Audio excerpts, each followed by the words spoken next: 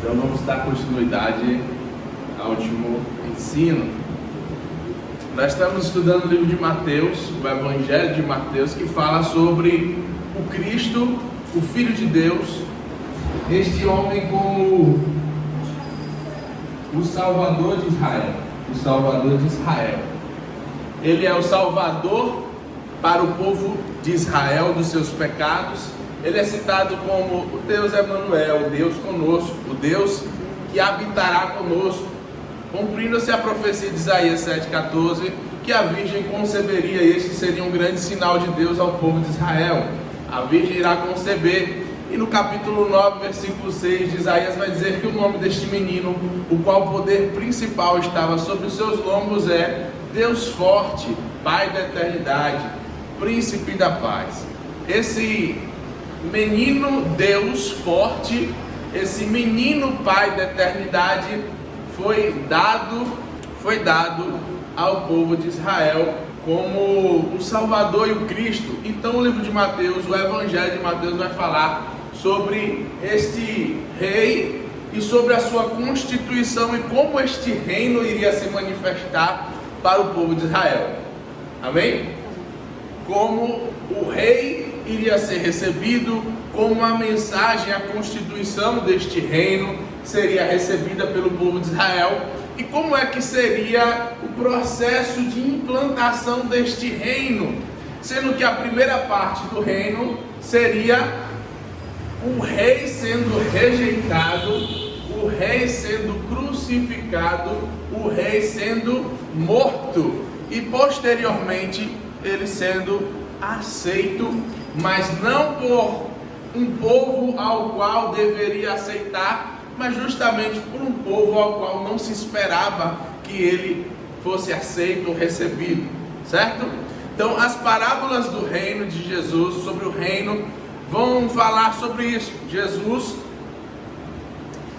vai mostrar em várias parábolas que o rei seria rejeitado, que haveria um tempo de vingança deste rei, que esse reino e os mensageiros ao qual o reino era mencionado, pregado e anunciado seriam apedrejados, esbofeteados, rejeitados ao máximo, até um certo ponto, até um certo tempo, enquanto o rei voltaria para vingar toda aquela injustiça que os seus servos, os seus mensageiros estavam recebendo. É por isso que Jesus profetiza o sinal do profeta Jonas para o povo de Israel, dizendo assim: há uma geração má, perversa, incrédula, eu não darei outro sinal senão do profeta Jonas. Qual foi o sinal do profeta Jonas? Quem leu o livro de Jonas, capítulo 1, 2, 3 e 4, apenas 4 capítulos, vai entender sobre o que Jesus estava falando. O sinal do profeta Jonas é um pé de abóbora, ou aboboreira. Deus fez crescer um pé de aboboreira e no mesmo dia fez ela morrer através de um verme, de uma praga. E Deus falou sobre aquela aboboreira para Jonas: Jonas, você está com raiva porque eu fiz secar essa aboboreira por meio da verme, sendo que você não sabe como ela foi plantada e nem como foi que ela secou, mas ela por um pouco de tempo lhe deu um pouquinho de sombra, e você muito se alegrou porque o sol estava lhe matando. Agora imagine para mim, que sou Deus e criei todo esse povo de Nínive. Por acaso não teria eu misericórdia de todos esses homens e as mulheres que não sabem diferenciar a mão esquerda da direita, e de todos os animais que estão ali? O sinal do profeta Jonas é a demonstração de misericórdia que Deus dá ao povo de Israel e ao povo gentil, ou seja, aquele povo que não é considerado israelita. Como Jesus foi enviado ao povo de Israel, e a salvação, como Jesus disse no livro e no Evangelho de João, a salvação vem dos judeus. A salvação vem dos judeus, porque nós falamos acerca de coisas que sabemos e conhecemos e adoramos a Deus, de verdade.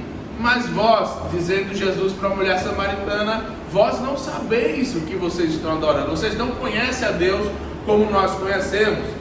Jesus falou que veio para os seus, veio para o povo de Israel, mas Israel não o recebeu. Os fariseus, os doutores da lei, os sacerdotes, as pessoas mais importantes aparentemente acerca da revelação do Deus de Israel, rejeitaram o maior profeta, o mensageiro e o próprio Deus, que é a manifestação visível do Deus invisível. Jesus Cristo estava sendo rejeitado, perseguido e odiado pelos judeus. Mas havia uma parte ao qual estava ouvindo e recebendo a mensagem, mesmo que não perfeitamente, completamente, e esses são chamados dos discípulos de Jesus. Todos eles, nós vamos ler no livro de Mateus, que rejeitaram Jesus, que negaram a Jesus, que envergonharam Jesus, que na hora de expor a sua vida, de estar pronto a ser esbofeteado, a ser perseguido como Jesus, ninguém estava disposto a dar a sua vida e ninguém demonstrou uma fé genuína em tudo aquilo que Jesus era e representava, segundo os profetas e segundo o seu ministério. Então, o livro de Mateus trata sobre esta história de um rei que foi rejeitado, de um rei que não teve apoio de ninguém, apenas ele tinha uma palavra e um reino que o governava.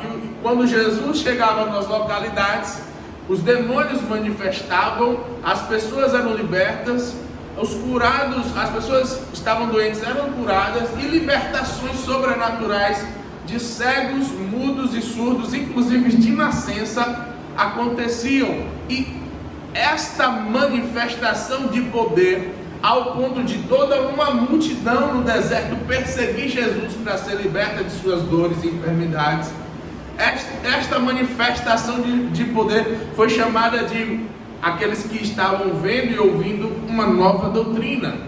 Em Marcos capítulo 1, vão perguntar: que nova doutrina é esta? Quem é este que expulsa demônios com a autoridade da palavra? Então este homem carregava um governo, uma autoridade sobre os espíritos, e isso para os judeus era algo novo. Eles tinham apenas uma sombra deste poder na lei de Moisés e nas histórias dos profetas do Antigo Testamento. Eliseu, Elias fizeram grandes sinais, mas Jesus manifestava pessoalmente libertação e cura de problemas ao qual as pessoas tinham na sua vida cotidiana. Naamã, por exemplo, no Antigo Testamento foi curado e liberto. E Jesus citava esses casos, mas Jesus curava multidões de Naamãs, de pessoas leprosas. Uma certa vez, 10 leprosos vieram a Jesus e Jesus liberou uma palavra: vocês estão curados, podem ir a Jerusalém. Porque todo leproso que era curado tinha que se apresentar ao sacerdote em Jerusalém, para que o sacerdote ele liberasse a sentença de cura. É assim que funciona na lei de Moisés, segundo Levítico 14. Então, quando eles estavam retornando, indo para Jerusalém, eles perceberam que a lepra ia sumindo, e os 10 foram curados e completamente limpos da sua lepra.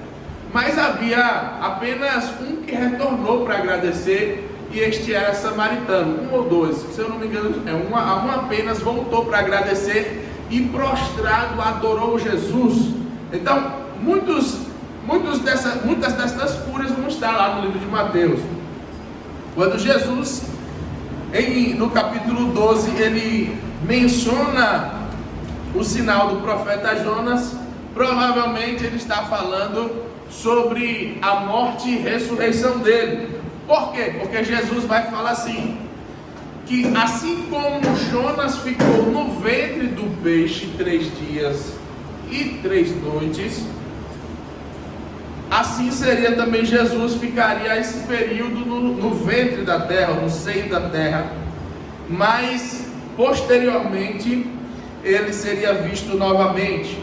Então essa é a pregação de Jesus acerca do sinal de Jonas há uma geração má e incrédula, e lembrando que Jonas foi levantado para libertar não-judeus, mas para abençoar e libertar e trazer arrependimento aos não-judeus, aos ninivitas, que era da Babilônia, o país que naquele momento gerou um grande transtorno ao povo de Israel, pois eles dizimaram, mataram e escravizaram o povo de Israel durante 70 anos. Então Jonas não queria que esse povo fosse abençoado por Deus, nem liberto. Mas Jesus ensinou aqui que o povo de Israel precisava ter amor no coração e misericórdia para pregar uma salvação a um povo ao qual maltratava. E Jesus ensinou que isso só poderia ser compreendido se eles entendessem a história de Jonas e compreendessem que a morte e ressurreição de Jesus estava prefigurada e demonstrada ali quando o peixe engole Jonas. E 3 dias ele fica ali debaixo do mar e posteriormente é visto novamente, é que Jonas passou a pregar ao povo de Nínive. Por causa da rejeição do povo de Israel, semelhantemente, os judeus, alguns deles, por causa de um grande evento, ou seja, a morte e a ressurreição de Cristo, alguns dos profetas, dos mensageiros de Deus, pregariam este evangelho àqueles que maltrataram os gentios.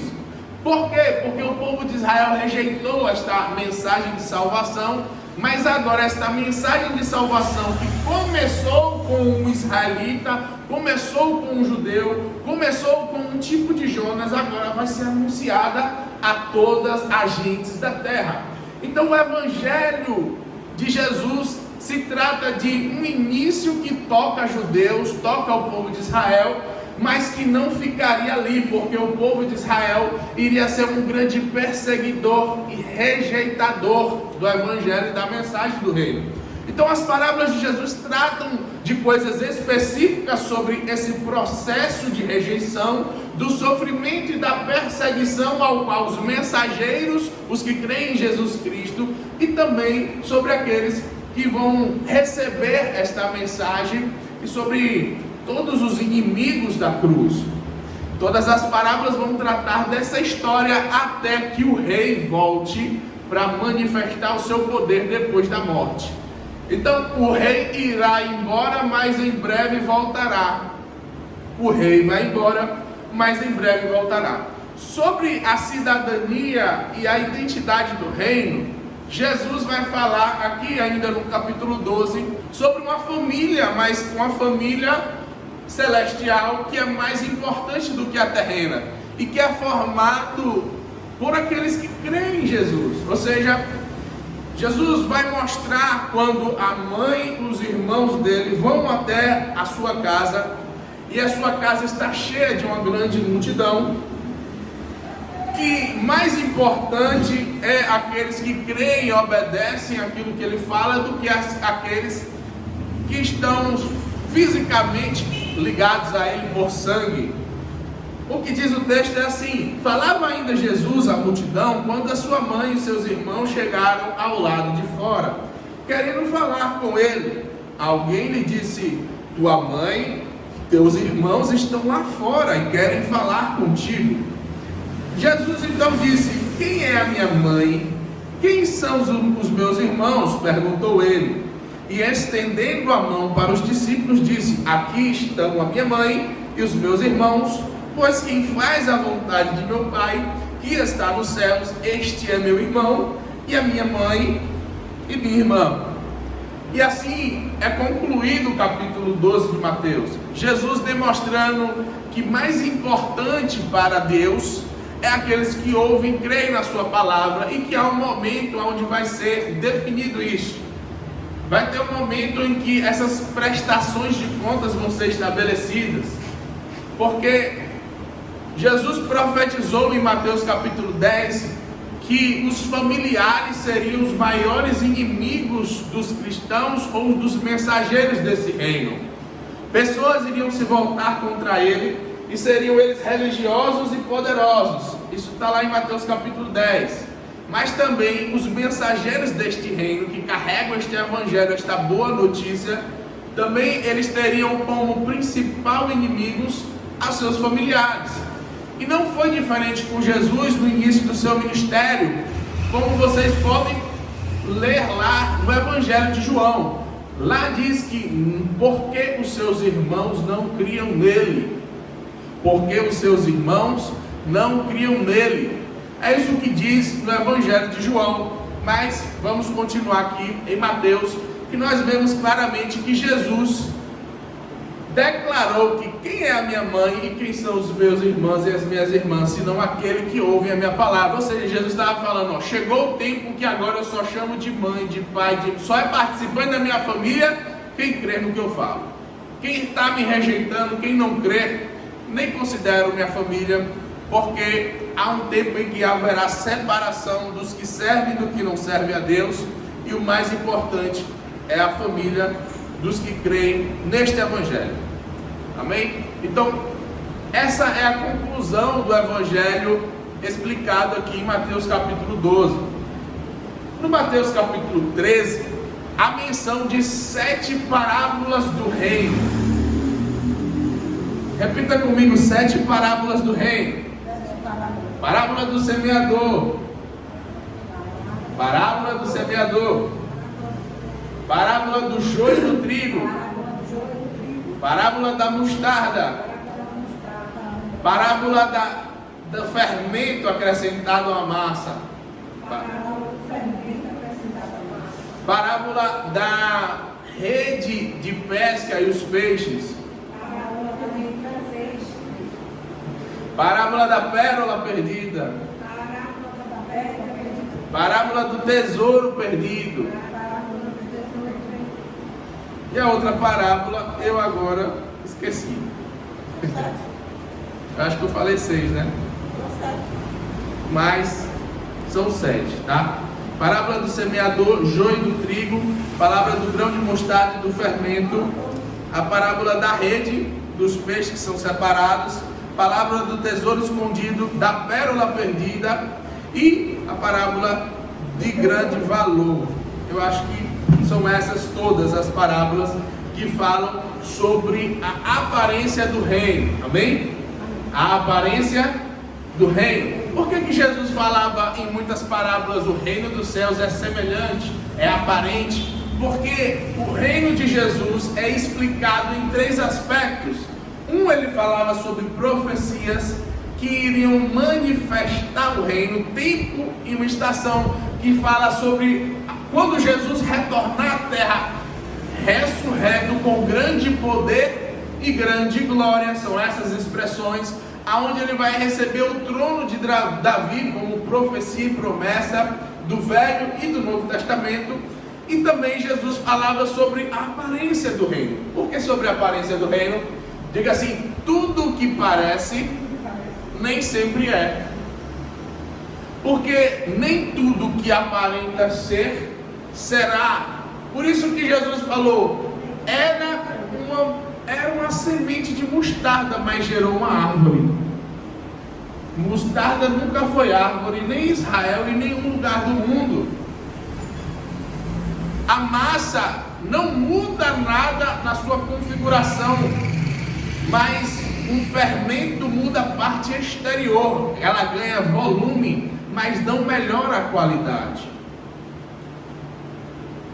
O joio parece muito com o trigo, mas haverá um tempo onde no período de amadurecimento vai ser distinguido o quê? O joio do trigo, porque pelo fruto conhecerá a sua árvore, a sua planta, e cada planta deve produzir segundo a sua espécie.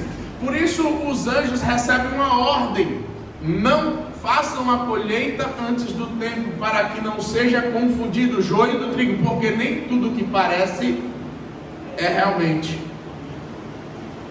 Todo mundo ali, todos os animais que foram pescados ali são peixes. Não faz distinção entre espécies de peixes, é somente citado que é peixe. Mas há peixe que fica na rede e é servido para alimento, e é peixe que é colocado de volta do mar. Por quê? Porque não é tempo de comer aquele peixe. Ele não está no tempo certo de ser comido. Ele ainda é pequeno demais. De novo envolvendo o amadurecimento. nem tudo que parece é. Jesus está falando sobre um período onde as coisas podem parecer, mas nem sempre será um período onde o engano vai estar infiltrado no meio dos cristãos.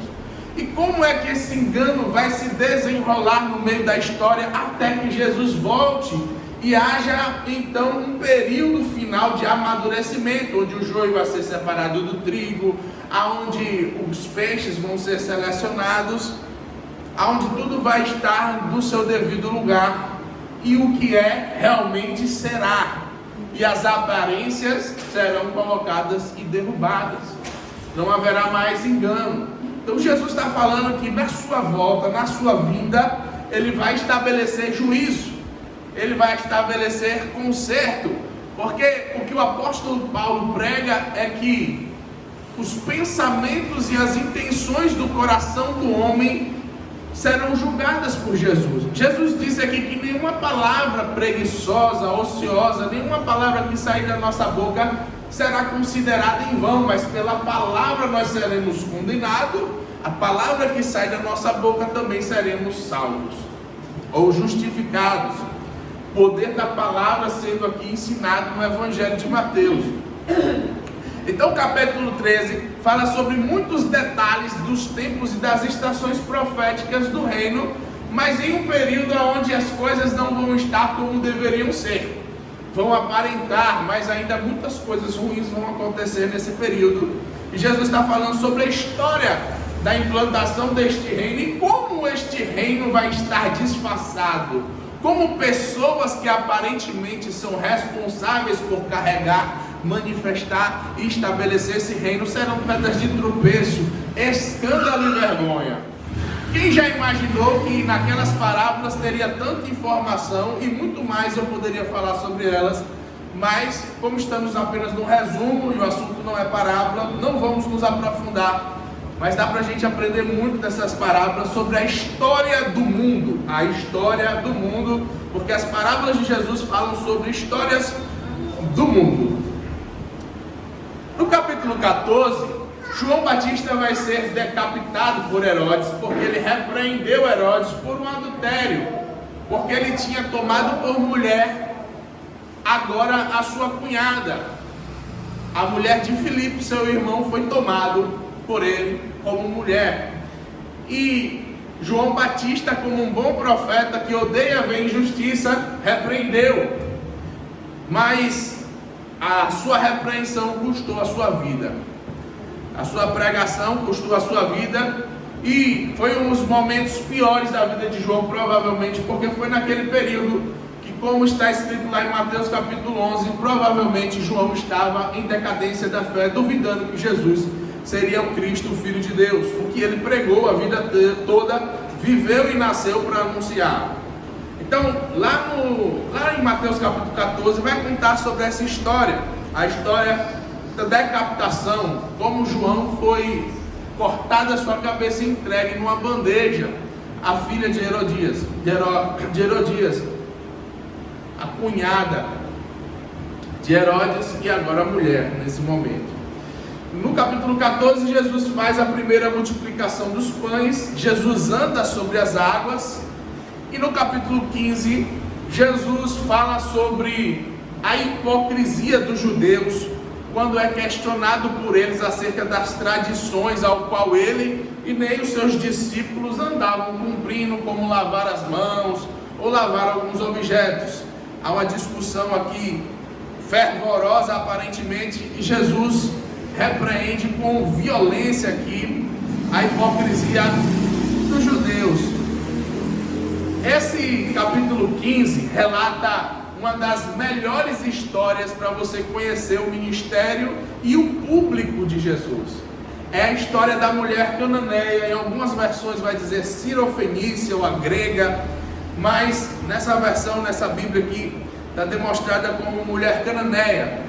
Eu vou ler essa passagem para confirmar o que eu havia dito antes, que o público de Jesus é apenas judeus.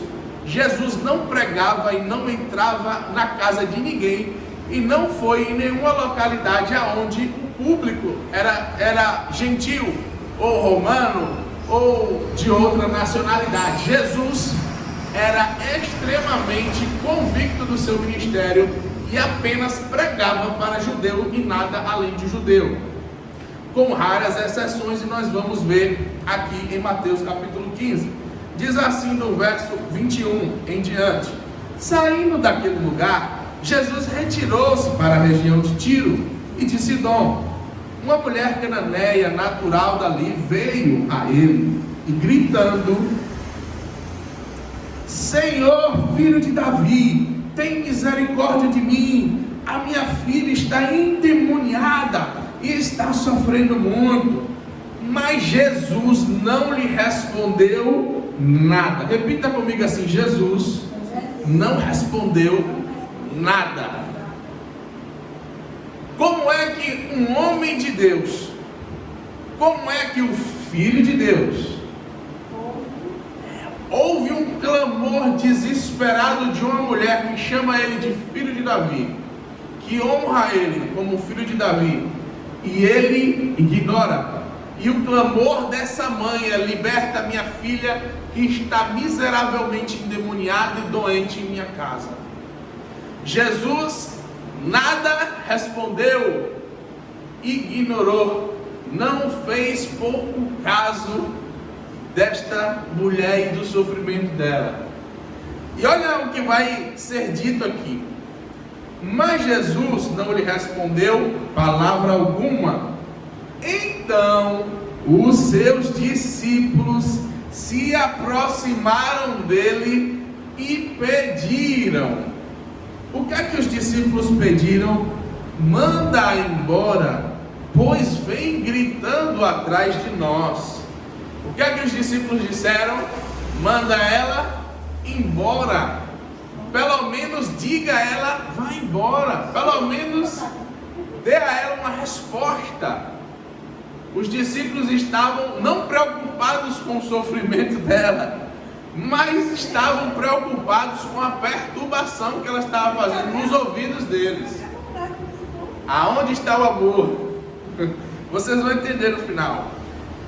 O que acontece depois é que Jesus respondeu: eu fui enviado apenas às ovelhas perdidas de Israel. Eu fui enviado apenas às ovelhas perdidas de Israel. Jesus só podia pregar para judeu, era a missão de Jesus. Jesus era responsável por ovelhas ao qual estavam perdidas em uma localidade geográfica estabelecida por Deus, e a partir do ministério de Jesus, aquela pregação e aquele evangelho seria pregado às outras nações. Jesus não poderia tirar o seu foco. Jesus estava sendo obediente à visão, à revelação que Deus deu. O que nos faz entender é que se você prega para quem Deus não mandou você pregar, você está desobedecendo a Deus. E Jesus falou: a minha fome é de fazer a vontade do meu Pai. A minha sede é de fazer a vontade do meu Pai. Tudo que eu vejo o meu Pai fazer, eu faço. Tudo que eu ouço dele, eu falo. Jesus não saía dos limites ao qual o Pai colocou. E ele não foi pregar para os gregos, ele não foi pregar para os romanos, porque ele falou: eu fui enviado apenas. Era o propósito dele. Ele não podia descumprir o chamado de Deus. E a unção que ele tinha, a graça que ele recebeu, o chamado que ele tinha, o ministério que ele tinha como profeta, era apenas para as ovelhas perdidas da casa de Israel. Se ele fosse para os romanos, a unção e a graça que ele tinha seria desqualificada, porque está sob desobediência aos olhos de Deus. Mas há uma exceção, há um porém, e também há uma profecia de Jesus que ele vai falar aqui em parábolas com essa mulher. A mulher veio e adorou Jesus. A mulher veio e adorou Jesus. De joelhos disse: Senhor, me ajuda.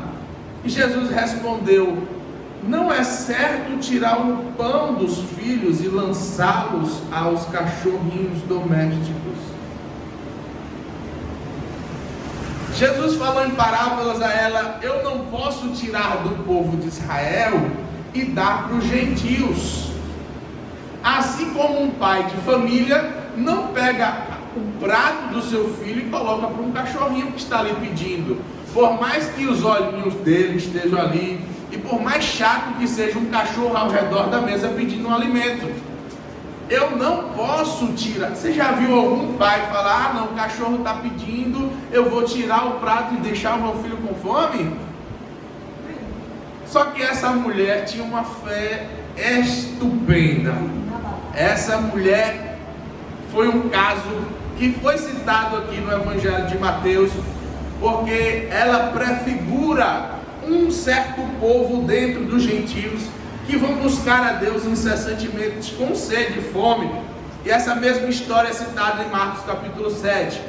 A mulher, não se ofendendo com a rejeição de Jesus, não se ofendendo com a revelação, a pregação e nem com a parábola de Jesus, que podia ela se ofender.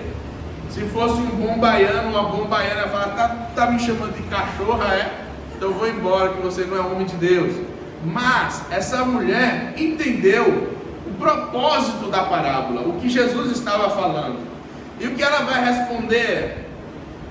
Sim, Senhor, mas até os cachorrinhos comem das migalhas que caem da mesa dos seus donos.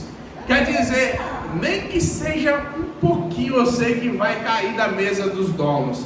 Eu sei que os filhos fazem bagunça, eu sei que os filhos sem querer derramam comida e os cachorrinhos estão prontos ali para comer. E mesmo que eles não encham a barriga provavelmente, mas eles experimentam disso. Esta bênção pode respingar em mim. O que você tem é abundante, não é só para você. Eu sei que mesmo que não seja o tempo, eu sei que mesmo que não seja a hora certa, eu sei que a misericórdia de Deus vai alcançar a minha casa e vai curar a minha filha. E Jesus falou: mulher, grande é a sua fé, e seja conforme você deseja, seja conforme você deseja. E naquele mesmo instante a sua filha foi curada. Por que ela foi curada? Porque havia um desejo profundo. E o Jesus fala que mesmo não sendo para o povo gentil, mesmo que o evangelho de Jesus não fosse pregado, por causa do desejo do coração daqueles que não são israelitas, a palavra de Deus irá chegar a eles. Então, o que nós precisamos é de desejo para crer, de desejo para receber, nos humilhar e adorar como aquela mulher adorou, confessar a identidade e a pessoa de Jesus revelada como filho de Davi. Repita comigo: filho de Davi. Filho de Davi é um título e também é uma descrição da linhagem real que Jesus tinha e de como era necessário ele que assumisse o trono ao qual foi destinado ao filho de Davi, um trono e um rei. Então, terminando ali, no capítulo 15 nós vamos ter a segunda multiplicação dos pães e dos peixes, certo? Então temos duas multiplicações dos pães e dos peixes diferentes em Mateus capítulo 14 e 15. No capítulo 16, os fariseus e os saduceus vão pedir sinal de novo para Jesus. E Jesus vai dar uma resposta a eles semelhante ao do profeta Jonas, mas falando novamente sobre o nível de rejeição, de dureza de coração e de hipocrisia. Como sempre Jesus pregava em parábola, eu vou aqui citar a parábola e tentar e mostrar a vocês o significado claramente. Diz assim: os fariseus e os saduceus se aproximaram de Jesus. E para quem não sabe, fariseu é uma doutrina dentro do judaísmo, e saduceus é um outro grupo doutrinário dentro também do judaísmo. Os fariseus acreditavam em espíritos, em revelação através dos anjos, E os saduceus não acreditavam principalmente nessas manifestações de espírito e também na ressurreição dos mortos. Já os fariseus acreditavam, como o apóstolo Paulo vai citar no livro de Atos claramente. Os fariseus e saduceus se aproximaram de Jesus e puseram à prova, pedindo que lhes mostrasse um sinal do céu. Ele respondeu: quando a tarde vem, vocês dizem, vai fazer um bom tempo, porque o céu está vermelho. E de manhã, hoje haverá tempestade, porque o céu está vermelho e nublado. Vocês sabem interpretar os aspectos do céu, mas não sabem interpretar os sinais dos tempos.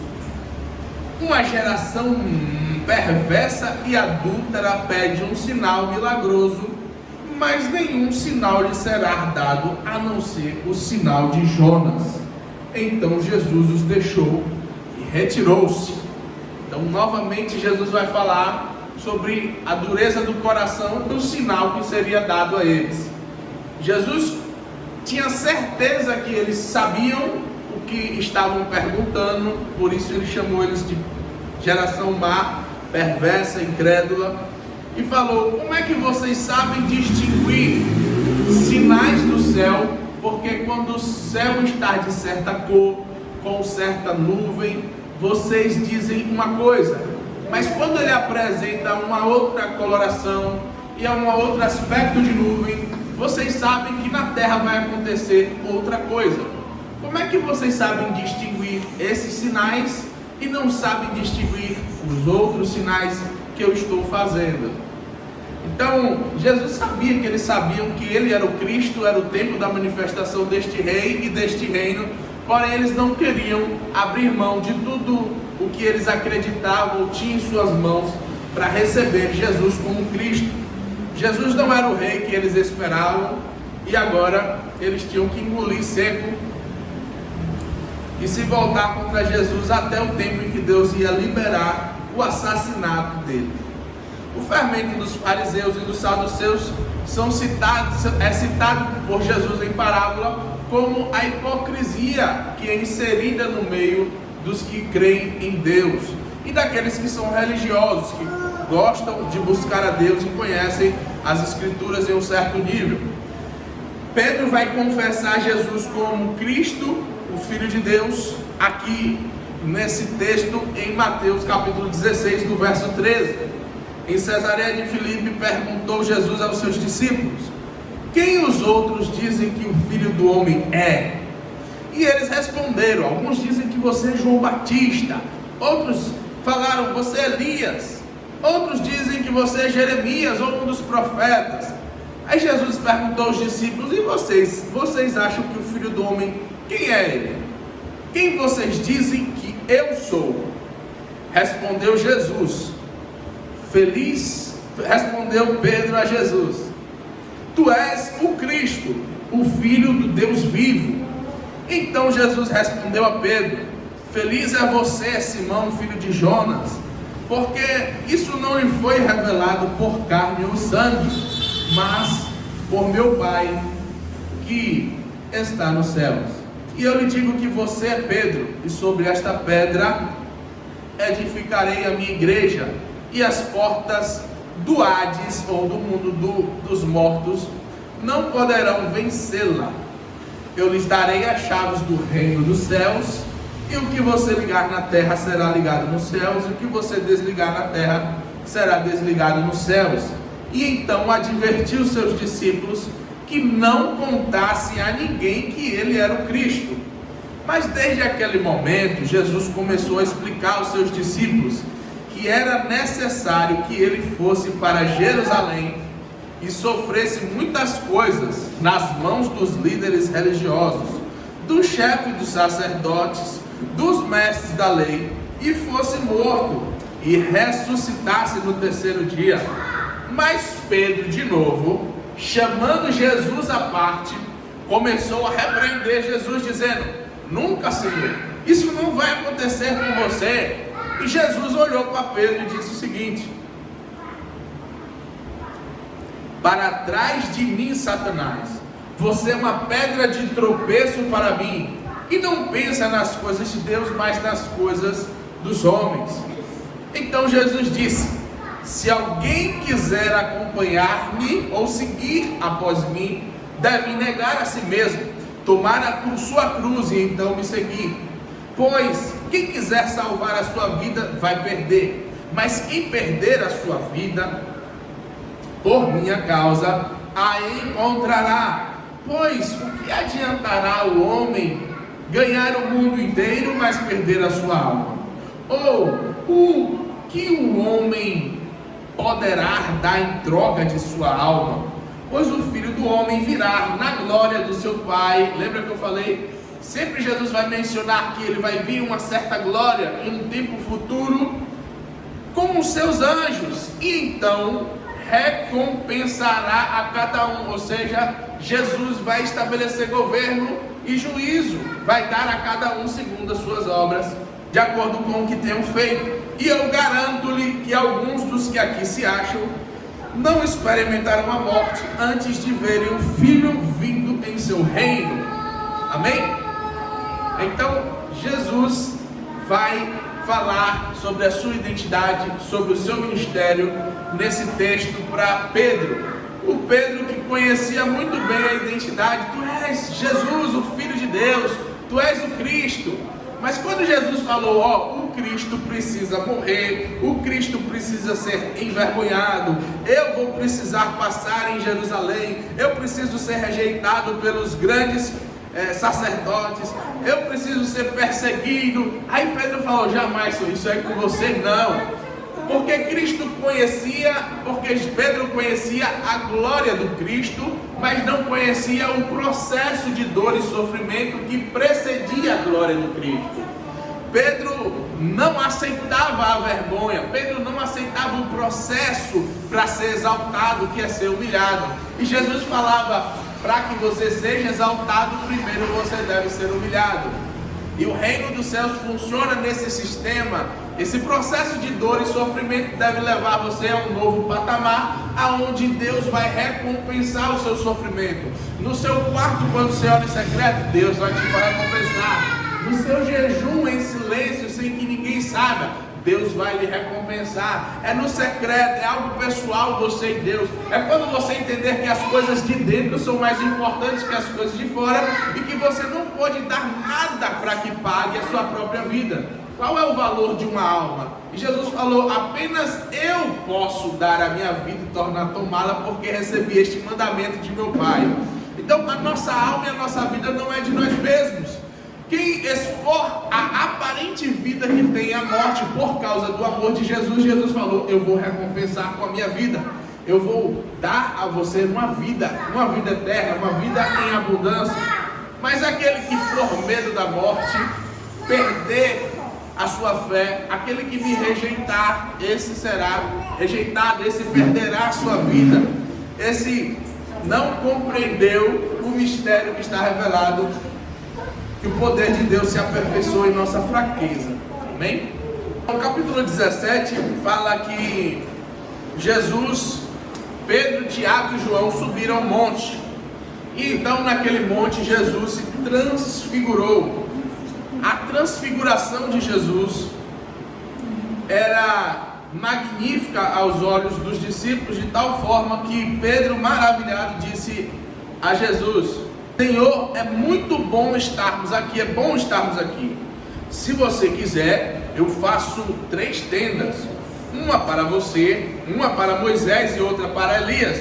Porque naquela transfiguração Moisés e Elias apareceram a Pedro, João, Tiago. E então o próprio Deus falou. Enquanto ele ainda estava falando, quer dizer, Pedro, uma nuvem resplandecente os envolveu, e dela saiu uma voz que dizia: este é o meu filho amado, de quem eu tenho prazer, ouçam a ele. Ouvindo isso, os discípulos prostraram-se com o rosto em terra e ficaram com muito medo. Mas Jesus se aproximou deles e tocou neles e disse: levantem-se, não tenham medo. E erguendo ele os olhos, não viram mais ninguém, a não ser Jesus. Enquanto desciam do monte, Jesus lhe ordenou: não contem a ninguém que vocês viram, até que o Filho do Homem tenha sido ressuscitado dos mortos. Novamente Jesus fala que o anúncio da grandeza e da sua glória só poderia começar a ser pregado pelos apóstolos depois que Jesus ressuscitasse dos mortos. Antes disso, Jesus sempre ocultava a identidade dele como Cristo, como nós lemos aqui no capítulo 16, que Jesus fala para Pedro e para os discípulos: não contem a ninguém que eu sou o Cristo. E agora novamente Jesus fala: não contem para ninguém a visão que vocês tiveram, porque estas coisas estavam guardadas para aqueles que eram mais íntimos, e aqueles que eram mais íntimos iriam pregar para as pessoas que não viram. Isso seria uma pedra de tropeço para os incrédulos. Jesus estava mostrando a ele a sua glória e mostrando para os discípulos, que seriam as suas principais testemunhas agora no Novo Testamento, no livro de Atos em diante, que ele é maior do que Elias e deve ser mais escutado com mais percepção do que Elias e Moisés. Ele é maior, por isso deve ser escutado com um carinho maior, né? com essa característica melhor dada a Jesus. O que Jesus ensinava e que ele pregava estava sendo autorizado por Deus. Deus estava bradando do céu, assim como Deus falou na época de Elias, na época de Moisés, assim como Deus se manifestou na vida daqueles homens em testemunho ao povo de Israel, para que o povo de Israel cresce na palavra de Elias, para que o povo de Israel cresce também na palavra de Moisés. Agora Deus está falando: olha só, tem diante de vocês Moisés, tem diante de você Elias, mas tem diante de você o meu filho que eu amo, o meu filho que me agrada, o meu filho que eu tenho prazer, e a este vocês devem ouvir. Deus estava colocando a sua prioridade. Jesus é maior e ele deve ser priorizado. É um tempo de mudança na lei, e agora a lei de vigor maior é o do meu filho, porque Moisés é meu servo, Elias é meu servo, são profetas, são legisladores, tudo bem, mas esse aqui é meu filho que me agrada, e ninguém me agrada como o meu filho me agrada. Todos pecaram e todos de alguma forma não me deram prazer. Moisés recebeu a sentença de morte por causa do seu pecado. Elias estava reclamando lá no monte, enquanto Deus falou para ele: por que você está aí, Elias, no monte resmungando? E mostra que Jesus tem uma intimidade maior e uma autoridade maior entre Elias e entre Moisés, os maiores profetas e os melhores ou mais escutados, provavelmente por causa do nível de sinais e maravilhas que os ministérios deles carregavam. Então dá uma lida no Velho Testamento para vocês conhecerem a história de Moisés e a história de Elias e os grandes sinais que foram feitos através deles e que jamais serão feitos segundo o que Deus falou. Quando Jesus desce do templo, do monte, os seus discípulos estavam com ele, João, Pedro e Tiago. Mas lá embaixo já estava acontecendo uma confusão, porque havia um menino endemoniado que enlouquecidamente se jogava na água e no fogo, e o demônio sacudia tanto a criança que deixava ele quase morto. E o pai, desesperado, foi pedir aos discípulos que expulsassem o demônio, mas os discípulos não conseguiram. Jesus então deu a ordem para que o demônio saísse, e o demônio resistia em não sair, e caiu, depois de um tempo, o menino como morto. E Jesus, mesmo todo mundo achando que o menino estava morto, tomou ele pela mão e levantou, e o menino ficou completamente curado e são, normal.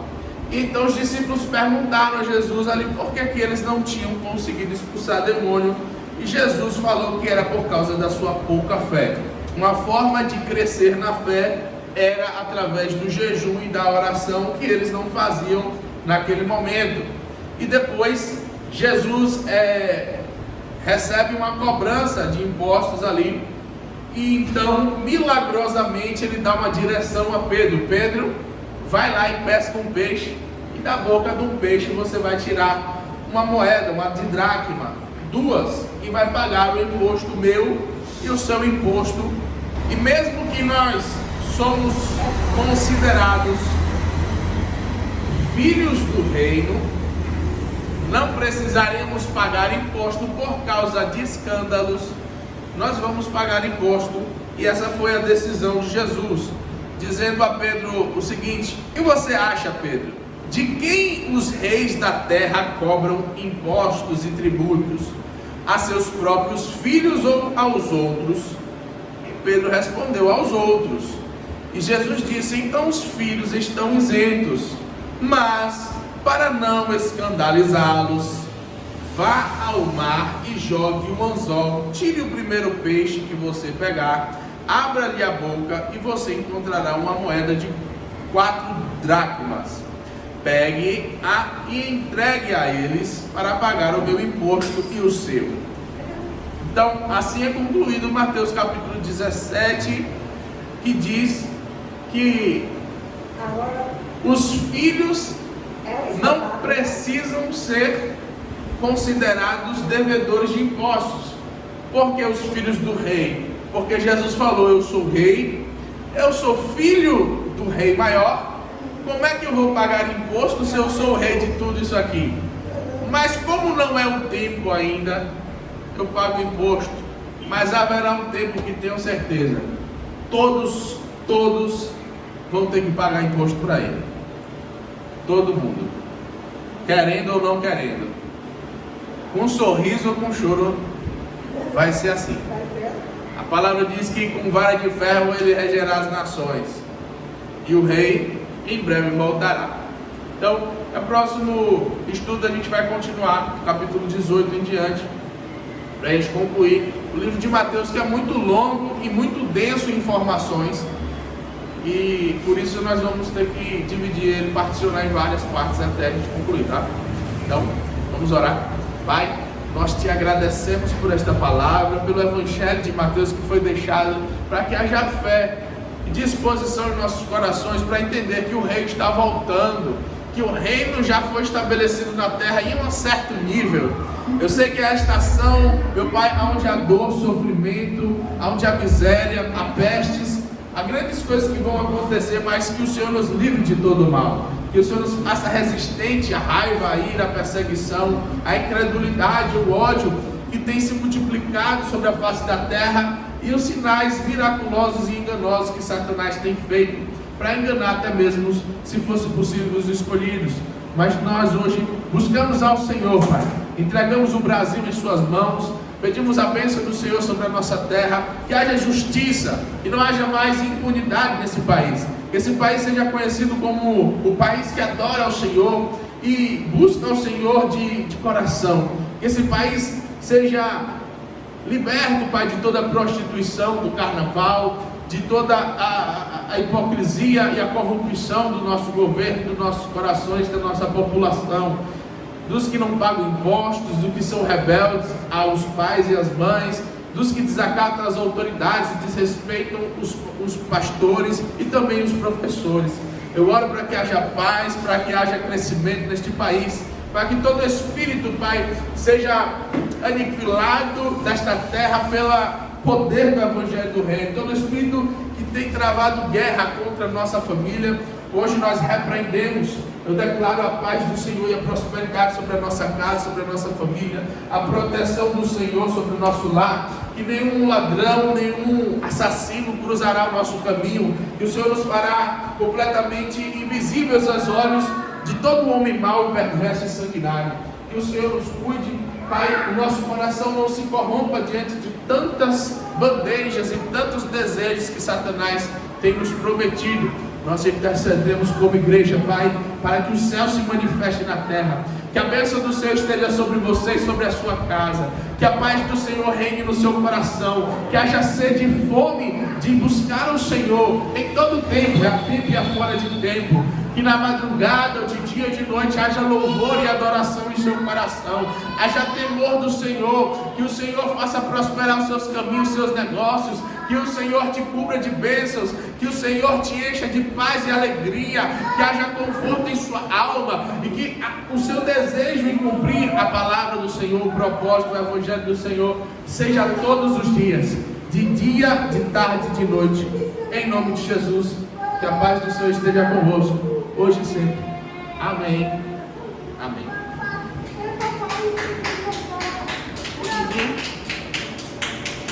Tá bom, ninguém?